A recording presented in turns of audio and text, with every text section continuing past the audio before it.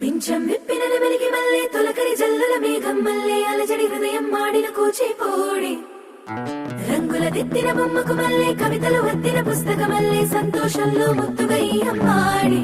ఆరారు ఋతువుల అందం ఒకటిగా కలిపి వింతలు ఏడు పక్కకు జరిపే కొత్తగా పుంతలు తొక్కెను ఈ అరవిందం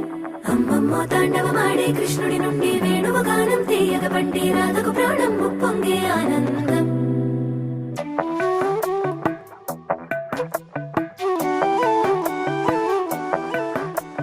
మధురము కదా ప్రతొక నడక నీతో కలిసేలా తరగని కథ మనదే కనుక